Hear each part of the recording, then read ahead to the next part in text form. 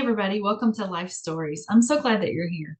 Today on the podcast, I speak with Mary Farrelly, who is the NICU Translator.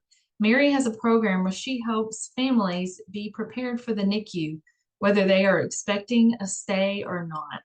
Sometimes it's a surprise. Sometimes parents know that that could be an option when their baby is born, but she feels like they're not ever adequately prepared enough for what's going to happen, and she helps them with their goals and helps answer questions. And she's got a great program for even after the baby is born, after they're out of the NICU. It's a beautiful thing that she's doing. The word of the week this week, it's the word of the week, is prepare. You know, Mary's doing a kind thing because she is a NICU nurse. She has a doula background, a nursing background. Now, she knows how to prepare these families for being in the NICU. Anytime we go through anything hard, anything difficult, any kind of situation that maybe it was a struggle to get through, maybe it was something we had to fight through, but we made it. That is always an opportunity for you to help prepare someone else that may be walking in that same boat.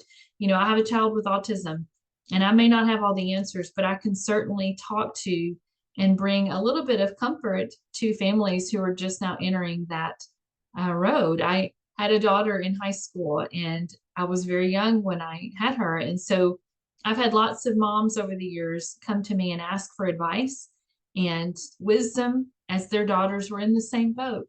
You know, anytime we go through something hard, may it never be wasted and just forgotten about. Maybe we'll be able to use our experiences to encourage and prepare other families for the same thing, or other people for the same thing. Thanks for listening. Have a great day. How's it going? Good. Sorry, Good. I was trying to get my headphones to work, and for some reason they won't. Oh, yeah. If there's any background noise, let me know and I can try to adjust. I don't hear anything. So you call yourself the NICU Translator. So you help families prepare them for the NICU, whether they may need the NICU or not. You talked to people before, right? Yes. Okay. So when I had when I had all my children, like I had my daughter, I was 17 and still in high school. So I was very young when I had all three of my kids. Never once did it occur to me that something might go wrong. And thankfully it didn't. I never had, I mean, it was all wonderful, and I'm very, very thankful. But it didn't even occur to me that that No. might be a problem. And do you meet a lot of people like that where they just assume everything's going to be great? Yeah, it's something that is been more and more eye-opening to me as I had my own children and existed as a NICU nurse, understanding like what that prenatal space looks like. Yeah. And as a NICU nurse, like I was a nurse before I had children, so I always knew about it and kind of assumed it was more in like the conversation. But we see families that either literally have never heard of the NICU before in their life, or Right. assume it's something that just happens extremely rarely to extremely premature children. And so when it does happen, and it's fairly common, it's like 1 in 10 families in the US will Wow. have a NICU stay this year. When it does happen, it's some of the trauma of it, I feel like, is from that feeling of just overwhelm and unknown Yeah. and grief over their overall, like what they thought was going to happen versus their reality. Right. And it can be really, that piece of it alone can be extremely traumatic for families to kind of navigate. I So would I'm on a mission assume. to gently and thoughtfully share about the NICU in a space where people maybe can hear about it before it happens to them, or in a way that they can then support friends and family who maybe experience it too, Right. and have a better idea of how to support, because it's just a really unique and kind of bizarre environment. Yeah. There's a lot to learn about it, and a lot that you can do to help support So families tell that. me this, I have just have so many things to ask you, but Yeah. tell me why would a baby end up in the NICU other than an emergency? Why Mhm. else would a baby end up in the NICU? So it's a kind of a common myth or preconception that the community has, that most NICU babies are premature or preemies, and Mhm. that is not actually the case. The majority of infants that are born that require NICU stay are term infants. So there's lots of different reasons that it could happen. Some families know prenatally that they might need a NICU stay. They may have seen on an ultrasound that their baby might be born with a condition that will require intervention after delivery or some more closer monitoring and testing before they can go home. Other times, I mean, babies go from living in this like perfectly Right. bubble, basically. They're swimming in water. And then they're expected to go out into the real world and Yeah. breathe on their own and eat and pee and poop and sleep and do all Right. these things. And sometimes they just need a little bit of help transitioning from Yeah. life as a fish Yes. to life on land. And so the most common diagnosis is respiratory distress syndrome, Okay. or RDS, which is where babies just need that support. Sometimes it's just for a few hours, sometimes it's for a few days, a week, transitioning and helping their lungs kind of flip Right. into being able to exchange gas and oxygen successfully. Sometimes there's an infection that occurs either during pregnancy or during the delivery process where the baby needs to be monitored and antibiotics. And then we also just have premature infants. So any baby born Yeah. before 37 weeks is Okay. considered premature. Even those 37-ish weekers can sometimes be a little bit, need just a little bit of extra support, either with breathing or sometimes with feeding and blood sugar management. Yeah. And then there's also other things within that. There's jaundice, Right. there's just general like poor weight gain or feeding issues. There's just a lot of different layers and things Yeah. that can contribute to needing a NICU stay. Okay. So what do you do? How do you prepare families For for the possibility of having a stay in the NICU? So it depends on kind of where they're at in their experience or their pregnancy. If it is a family that comes to me that maybe heard in their prenatal visit that there's a possibility of a NICU stay, maybe they have multiples, they're pregnant with twins, triplets, which are at higher risk for preterm birth, or they have a congenital diagnosis that would require a NICU stay. We talk through a little bit more in depth about what that looks like. So Right. what does the initial admission look like? What to expect? Like Yeah. during those first hour to 2 hours after birth, what does that look like for you? What does that look like for your family? And then what are your goals within that? So things that maybe you wish would have happened if there wasn't a NICU stay, what can we still incorporate to make that early transition as That's so positive? good. Yeah. Because it's really sometimes hard for families. Um, you imagine having your baby, putting them on your chest, and then Right. just being able to bond. And Yeah. oftentimes in the NICU admission, that's just not the same reality, but there's some things Yeah. that we can do and advocate for that can help make that better. And then in general, if you don't have things that I talk about kind of in just a generic prenatal class Mhm. are in a way that doesn't create anxiety, but just thinking about the like basic what ifs. So what would we want to do, me and my partner, whoever's supporting you in your birth, if I needed to be separated from my baby at birth? Like Yeah. who's gonna go with baby? Who's gonna stay with mom? What are the things that we want to have done in those first 24 hours? What do we not want to have done? Who do we want to visit? Who do we want to speak to? Is the space that we're delivering in, do they have a NICU? If they don't, where is it? So just Wow. even Yeah. having that basic idea of like, if the hospital that we're at has a very low level NICU and if the baby needed to be transferred, like where is that? And what does that look like? Right. And then just kind of talking through again the basic diagnoses that could lead to a NICU stay, and then talking about those initial like days and things that you can do to still bond Right. and support with your baby within that environment because it's different, but we still strive to put the families first as much as possible.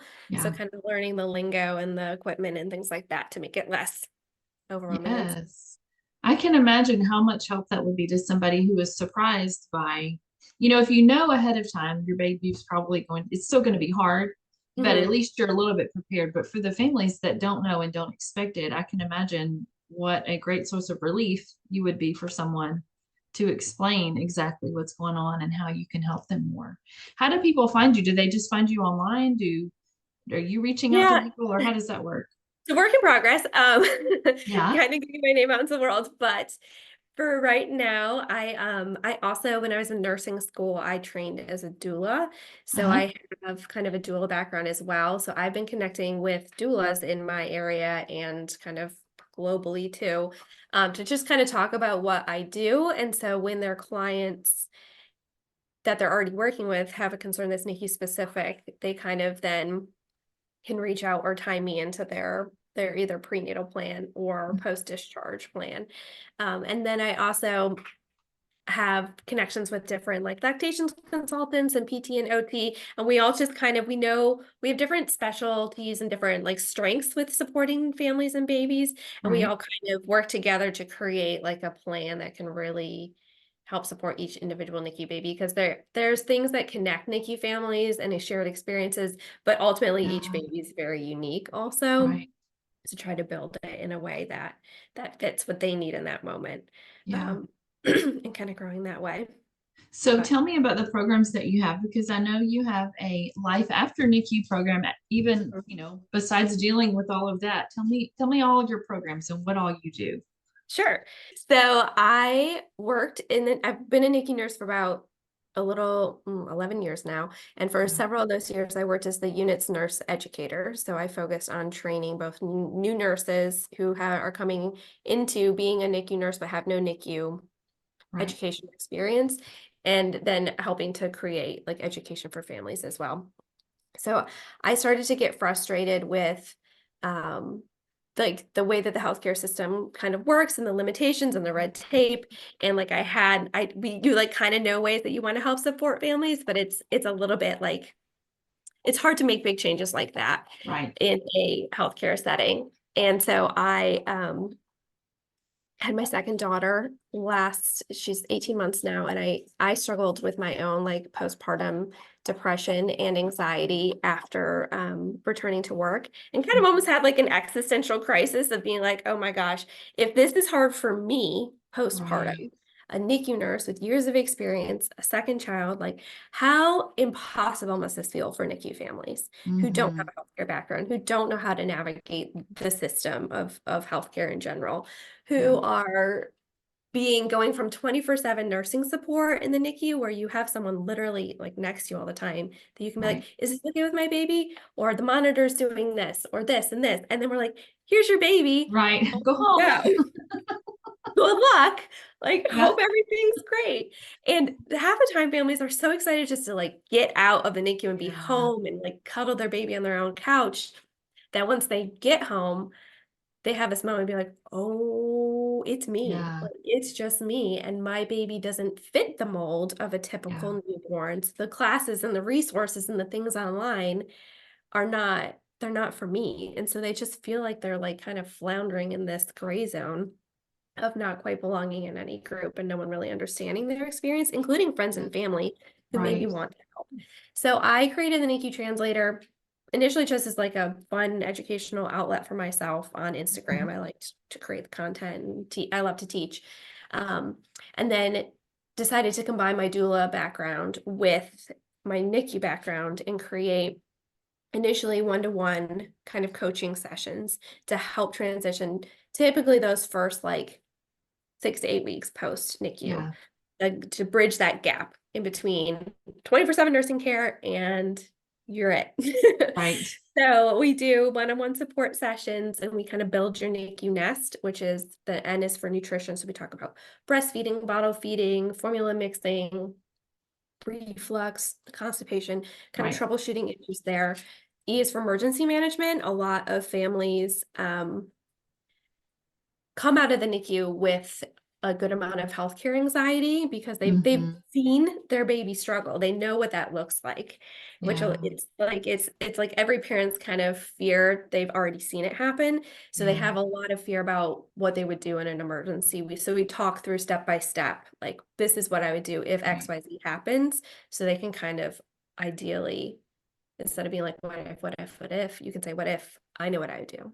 And then support is I help kind of process their NICU stay, answer questions that they have, talk through things. And then translating is the T. And that is basically the NICU is kind of a strange environment where it's a little bit rigid. There's like specific schedules and timing, Right. and kind of rules that we're following. And then when you go home, sometimes families have a hard time getting away from that and kind of being empowered to really own their own Yeah. baby and their own postpartum Yeah. experience. So we kind of work through ways to whatever works for their family and their unique baby, translate that to home. Yeah. And then through those packages, I also offer like both the one-on-one virtual sessions, so I can do it with people all over the country. And then I offer text and voice support too during that Okay. transition. So if people have questions, one-off, we can answer that. And so that was really, I really enjoyed working with families one-on-one, but I found they also were really craving connections with each other. Yeah. And my expertise again is like within that, that's like where I really thrive, but they were really wanting to know more about post-NICU developmental milestones and mental health support and things like Yeah. that. So I created Life After NICU membership. We launched back in March, which is fun, Wow. as Yes. an online community where it combines NICU families, kind of like a Facebook group where we can talk to each other, answer Sure. questions, find support, and then we bring in experts 1 to 2 times a month to talk about live different topics that are just really helpful for families as they're transitioning in that first year. So this week we have a mental health therapist coming on. Last week we had someone talking about C-section recovery and how to optimize that. Wow. We just have lots of different Yeah. tools, and it's online, so you can like, you're feeding your baby at 2 o'clock in the morning, you can pop on.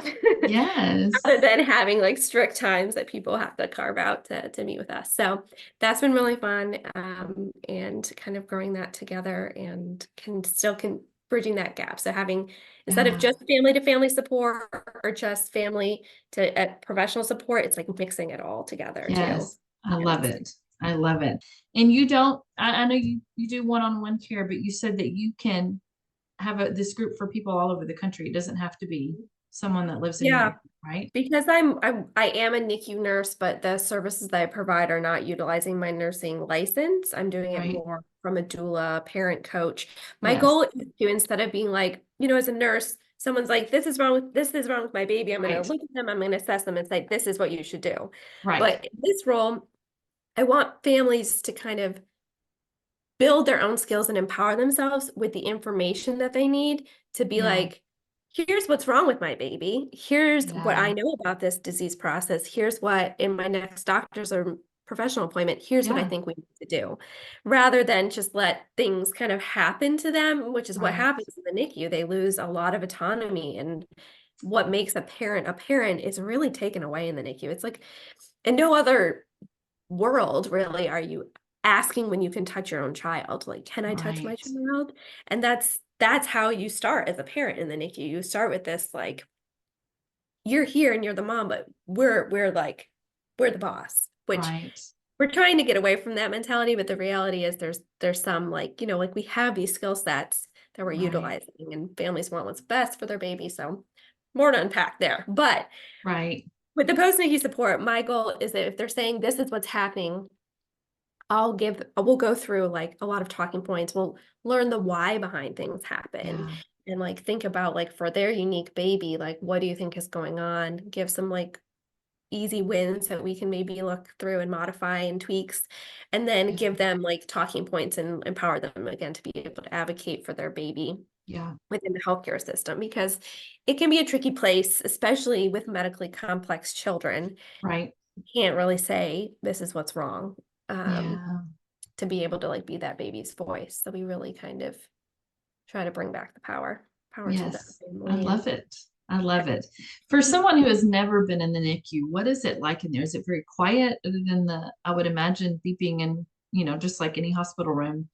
Um, yeah, it's it's a place we we say in a lot of families there's this interesting dynamic. It's like where joy and grief coexist every yeah. second, every hour, every day.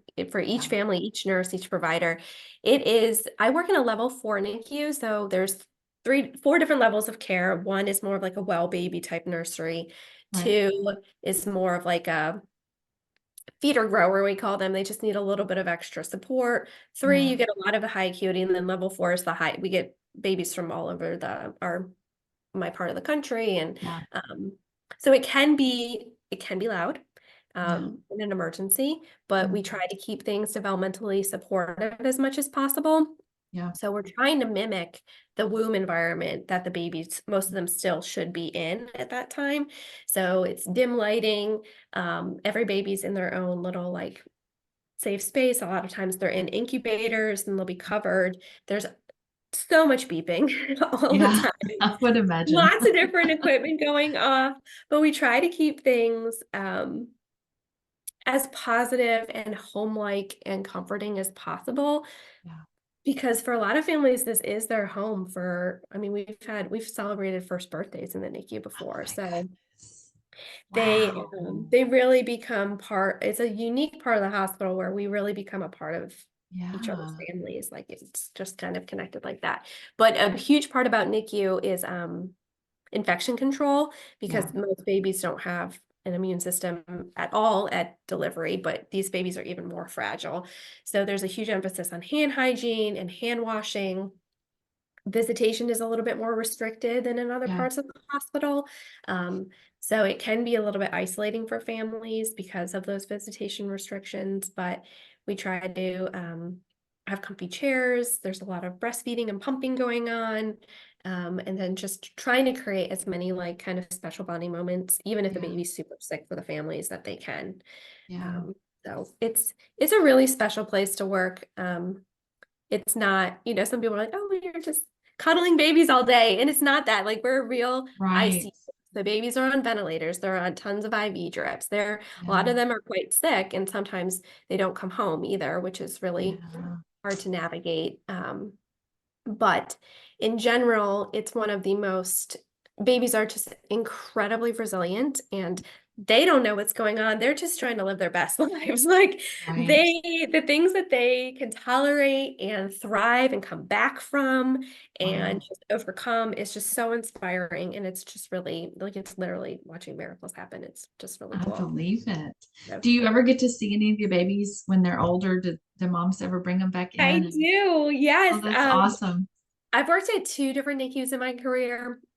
And both of them do a NICU reunion every few Oh, years. wow. So the whole community gets an invite. And the Yeah. last reunion my NICU had, I think we had 2,000 people come back. Oh my goodness. Because it's such a part of their story. Like, Yeah. even if I don't, sometimes I'll care for a baby for a couple shifts. So for me, it's like a snippet of my time, but for Right. them, like I am their nurse. And so Right. they will, Yes. it's so fun to watch them come back and just see, like I don't recognize the children because they're Right. all grown up, the Right. families, I'll see them and be like, oh my gosh, you're just Yes. thriving. And it's really, really special to see and know that when you're caring for these little bitty babies, like you're caring for a person, like the care that I provide is like setting the stage for the rest of their Yeah. development, their adulthood and career. So it's very humbling, but also extremely rewarding. Yeah. I So, can but imagine. yeah, So my do you, my littlest are now, they're like 10, 11. So oh, wow. it's fun to see them like, That's off amazing. and I playing love it. and doing all things. Do you have a story that just, I mean, I can't, you probably have many, many stories, but do you have a story that just really stands out to you that was just so special or so moving to you? Well, let me think about that. I mean, You a probably couple have a of, lot. I do. Yeah. I mean, yeah, Yeah. you sometimes just have to go through my list in my head. I mean, one of my,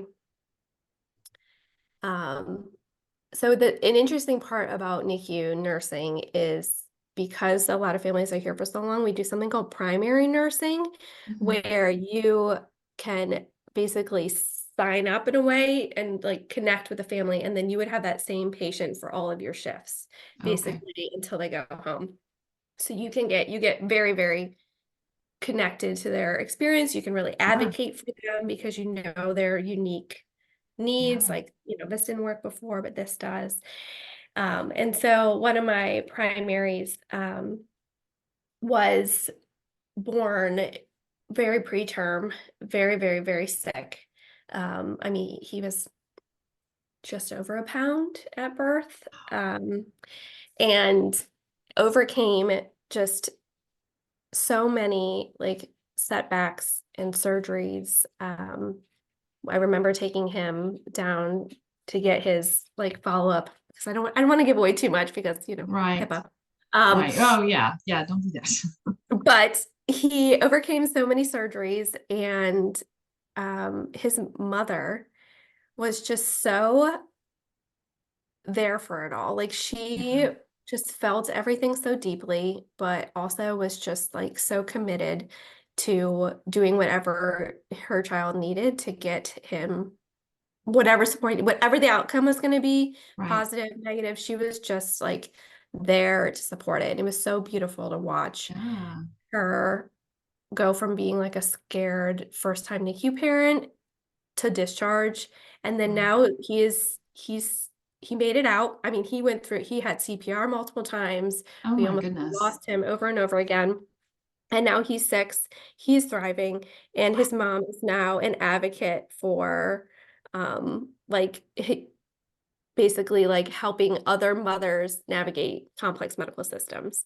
So Wow. she just took it and she just ran with it, and now she is just giving back and creating even more resources and support for other families. So it's just Wow. really, really cool to watch. We've also had a couple or we've had several of the nurses because I orient a lot of the new nurses to the unit that were Right. former preemies or NICU babies themselves.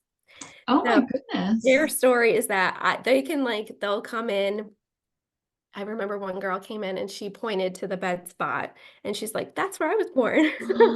Like I was that baby, and Wow. now she's here taking care of the same types Oh, of that's babies. amazing. I So love that. yeah, and we have one nurse who actually cared for her as a baby and Oh, still wow. care now. So they got to work side by side. So talk about That's full circle wild. moment. You get to see. Yes. And I mean, she was also like a very sick, very preterm baby. And Wow.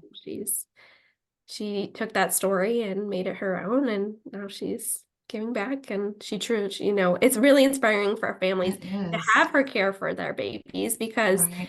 when you're in it and you see this super super fragile baby who's struggling, you can't even imagine Yeah. you're ever going to grow up to be a person Sure. making nurse. So it's really helpful and inspiring for families to see life Yeah. after NICU. Like the NICU is my whole the motto and theme is the NICU is just the beginning. So Yes. it is super formative part of your story, but it is just a chapter. Yeah. And all the trauma and all the scary things and all the things that can happen in those days, they matter, but like it's what happens in those thousands of days after discharge, like Right. how you parent, how you're a mother, how you reconnect, rebond, regrow together. That's like really where the magic is. So That's I'm happy amazing. over to that edge. I love it. I love what you're doing because, like I said, I would have been just overwhelmed had I have had to do, go through something like that. I think when I had my third child, I think they were opening a NICU. My kids are all grown, but I think they were opening a NICU in that hospital at that time. Um, but I wouldn't have had a clue what, how to handle it or what to do. And so I know you just provide so much relief for families. And I love it. I love what you're doing. Where can people find you online? I'm going to put your information when I post the video, but where can people find you online? Sure. So I love to hang out on Instagram. I'm at the NICU Translator. Okay. And then I have a website, it's www.thenicu Okay. which is where I have a blog there. So I have some free Okay. articles about Sure. both life in NICU and life after. I'm hoping to really like amp that up in the coming months too. And that's also Okay. where you can find ways to work with me and join the Life After NICU membership, Sure. which is not just for families. Like if there's people, NICU families, if you're someone who is in the community and supports NICU families, like as a professional and wants to just connect and join in there too, I'm Yeah. always looking for more experts and more people to talk Awesome. about their Yeah. experience and really grow the community together. Sure. Sure. Well, I am so appreciative of you talking to me today. I can't wait to share this. And I'm trying to think if I know of anybody that is pregnant or I just can't wait to tell somebody. Yeah, yeah. I mean, Listen, you need to read this. it's always the NICU, I feel like tends to find people either whether it's a neighbor or a family friend Right. or a grandchild or anything like that. So it's helpful to just have, even from that perspective, have a basic understanding of the NICU and that ways you can support a Yeah. family member or a friend who's experienced the NICU too, Yeah. which for them, it's really just giving them a safe space to talk and maybe giving them some food because it's really hard to leave a baby's Yes. bedside. So Yes. I can't food imagine. and love is what I a can't NICU family needs. imagine. Yeah. Thank you for what you do. Great. I Thank think you it's for having me. important. And I maybe, my hope in all these people that I'm talking to will maybe get an idea to do it somewhere else or where they live. You know what I mean? Mhm. There may be other things like this. I'm not sure in other places, but that's what I want is people to say, "Hey, I can do that. I can do something like that and help, in this way." So Yeah, when I went to that's start my this, goal. it really, there's not enough. When I was like, oh, same thing. I'll just like kind of like do what other Yeah, people are doing, but in my area, and I was like, oh my gosh, it doesn't really exist. So I yeah. really, a lot of my audience on Instagram are other NICU nurses, and so I keep on encouraging people to be like, Yes, go yonder. It's just me, absolutely. and there's Right. 400,000 NICU families every year. So, Oh, wow. so Definitely. I think it's Well, thank wonderful that you you're spreading more. again for what you're doing. I'm excited. I will follow you on Instagram. Are you on Facebook too, or are you just pretty I much on am. Instagram? Yeah, I am. I just don't spend Okay. quite as much. I repost some of the stuff that I post on Instagram onto Yeah. Facebook. Yes, I'm in Okay. both places. Okay. Well, I will be excited to follow you and see what all you're doing. So, sounds I hope great. you Thank you have so a much. wonderful day, and I thank you again. You too. Okay. Bye. Bye bye.